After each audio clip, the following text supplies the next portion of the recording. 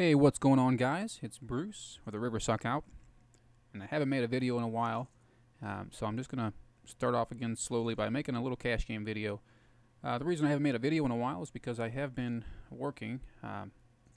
Unfortunately, I have to, pay bills, and poker doesn't always pay the bills, and especially right now, I'm not actually playing for large amounts of money. I'm just playing for small amounts of money to make these videos for you guys. So here we're playing a 5-cent, 10-cent cash game. Just sitting down with the maximum amount, which is $10, and playing this hand very weakly. It's my first hand, and his pair deuce is going to win the hand. But from here on out, guys, I'm going to show you the hands that I do play, and it's going to be quite a few of the hands because this is a 6-max table. There can only be six people sitting at the table at one time, and right now we're missing one. So we have a early position limp, and I'm in the big blind with ace-10, so I'm going to try and isolate this player by raising the small blind out. But they're just going to fold it, and I got a call from him. I still have position though, so this is okay. I'm going to do a standard size continuation bet, and it wins the hand. King 7 in the small blind. There's a raise to 34, and I'm out. And guys, I did want to say, the reason I'm making this video, I can't make a big video, so I didn't have the time to play in a tournament. But I had a cool couple things I wanted to talk to you guys about.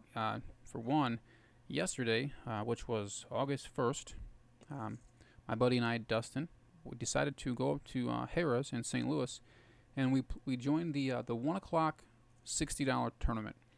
Now, the story is not about our play in the tournament. It's about what happened while we were there in the poker room. Now, a lot of you guys know that I used to be a dealer, and I used to actually deal poker for a living. And during my time dealing, in all of my time playing, I have never seen a bad beat jackpot get hit. And if you don't know what a bad beat jackpot is, it's a side pot that the casino kind of makes. It's huge. It grows and grows over months and time. They take $1 out of every pot.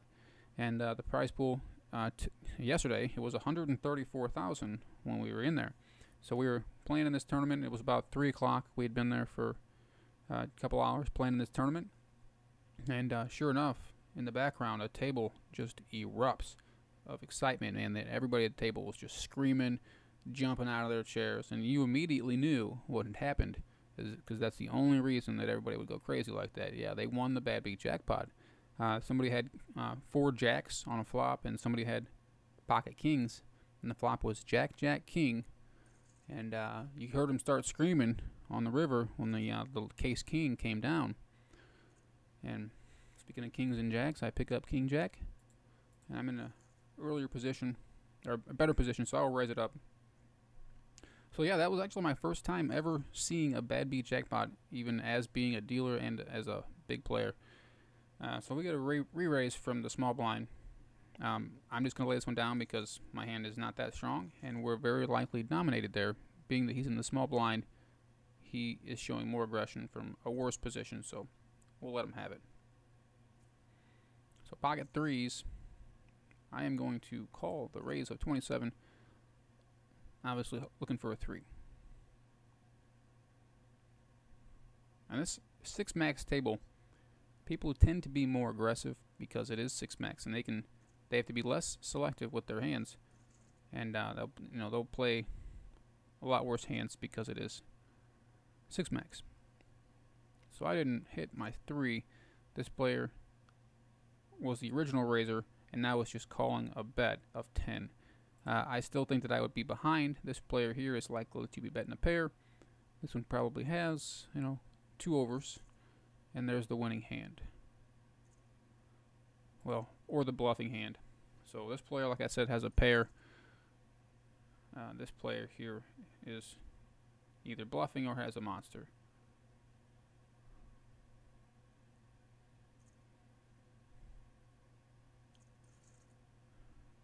Yeah, we'll find out. And they're betting it awfully strong. They're betting it like, don't call me. I don't know what they have though. Yeah, that was a busted flush draw. So he calls with the pair. Like I said, this player wasn't necessarily bluffing because they did have those outs, but bad play here because they had position. They could have seen it for cheaper. I'm going to fold here. And I thought I would also mention, since I did say we went to that tournament yesterday, I didn't cash in the tournament. It was a $60 buy-in. I took, I think, like 16th or 17th place. I know I made it to the second table. And my buddy Dustin was there at the second table with me. He did a bit better, than me. I went out and I made a bad call. In my opinion, I made a bad call. I had 10-7 and I flopped 2 pair after I limped in. It was suited, and I flopped 2 pair, and the guy had the nut flush draw, and I bet it pretty big, and I got committed to the hand, and yeah, his flush draw hit, and he won. Dustin actually made the final table, and he went out in 4th place. So he did a lot better. I think he won like $412 or something like that. So I just got a 10 of spades. I'm not going to call because I don't even know if my 10 would be good, and he's likely betting an ace.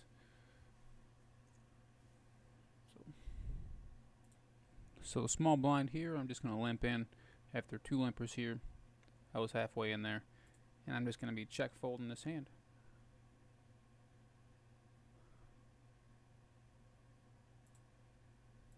There's a bet of 10, and I'm out.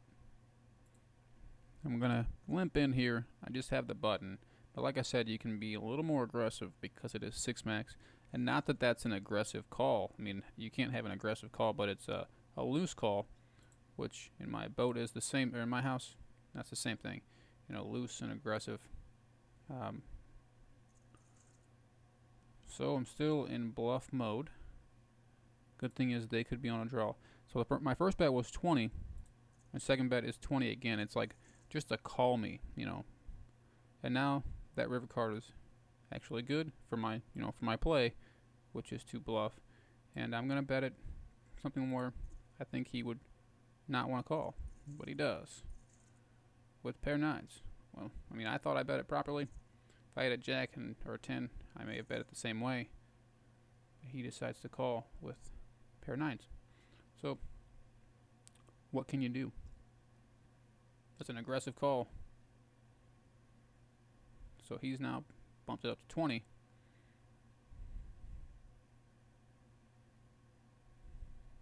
And that guy took forever, sat out, and I will call the 20.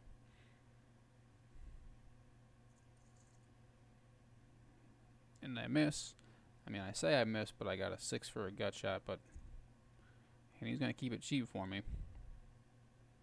I mean, I could try and raise. I am going to do a min raise because the reason why I'm going to do a min raise is if he just, well, that's not good. If he just called, then he was likely to just check to me again on the river. So I'm still sitting here with the gut shot, and he's just going to milk me, I guess. I mean, yeah, that's not good for me. Maybe he was on that flush draw, and he bets it big. I guess he got there. Or king's full would, man, just where was my 6 when he was playing so weak? I would have gotten a double up for sure with him having that monster of a hand. Surprisingly, I only lost like 40 cents. I think if I had kings there, I could have got a lot more out of somebody with it. King, queen, again, there's a min raise pre-flop. Last time there was a min raise, it was kings by this guy, so. And these guys just take forever sometimes, and he waits all the way till his timer runs out and then calls. So, pair of kings, 3 people in the hand. It's more likely somebody has an ace. This was a little bit weaker of a raise pre-flop, 20, but he shows a little bit bigger strength on the flop. So, we're just going to lay it down. There's a good chance one of these 2 guys even has an ace. He is betting like he has an ace. I don't have an ace. I mean, I'd have to put him on a bluff, and he hasn't shown me a bluff yet, so.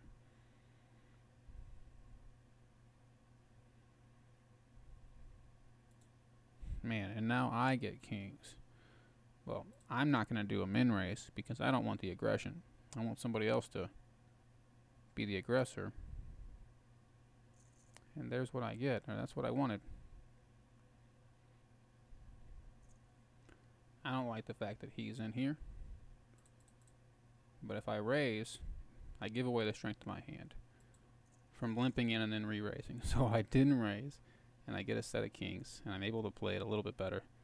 Now what I'm going to do is bet like I'm afraid, but I want to see another card. Like I might have a heart draw, but I want to keep him in so the bet is tiny. And I get exactly what I wanted with the re-raise. This guy has no idea who he's raising into, you know, obviously. So I'm going to let the timer run out. Think about it like I have a flush draw. Call. I mean, if I had a flush draw, I would bet here. But, or I might bet here, but I'm going to bet anyway. Like I can try him. I mean, I'm going to call a raise no matter what. And if he's got the flush, then he's out. But I don't want more hearts to come out there, that's for sure. So, I won the hand, but I could have got a lot more out of there if he would have actually had a hand. But, I think he was just re-raising me on the flop with nothing whenever I made a weak bet. So 17 cents to call. He made it 27. I am open-ended. And again, I'm going to bet it weak because I want to keep this pot cheap. Last time he paid the price by raising it right here. Doesn't do it again. And nut card. That's the best card I could have seen. So if I was the aggressor on the, well, check. Well, I don't like that quick check, but I mean, now I'll bet a little bit quicker. 40 cents. Yeah, he didn't have much. It's easy to play poker when you make the nuts in every hand.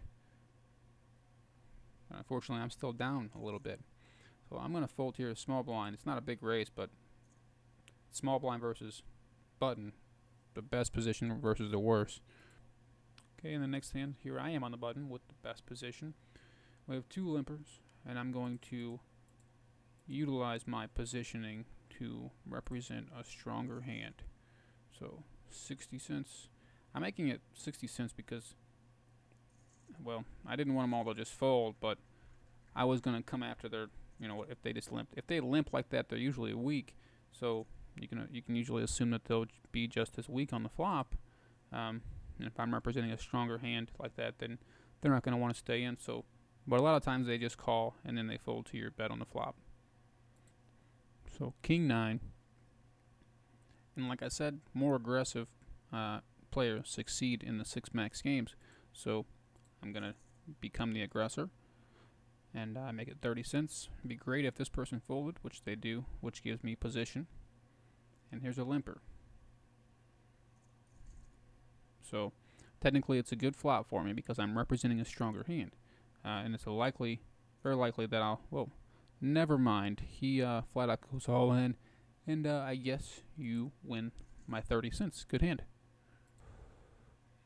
So Jack 9 suited, and I'll be the limper because I'm first. And in this game, there's only 3 players after you every time, so it's not like there's a huge possibility that they're picking up monster hands, as compared to when there would be, you know, 7 players back here.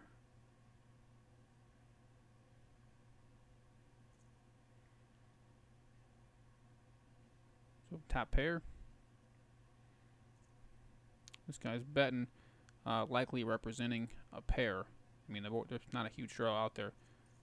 Now I have a club draw. He's betting a weaker. I'll come after the pot size bet.